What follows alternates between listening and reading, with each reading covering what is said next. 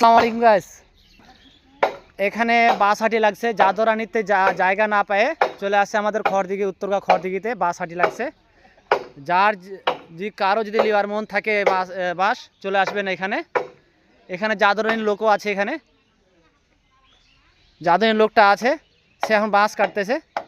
যে কারো অভাব পড়ে থাকে তা তাড়াতাড়ি চলে আসবেন আমাদের এই ঠিকানাতে। ভালো লাগলে কমেন্ট করবেন, কমেন্টে বলে দিবেন লাগলে। অবশ্যই তো বাড়ি চলে যাবে বাস।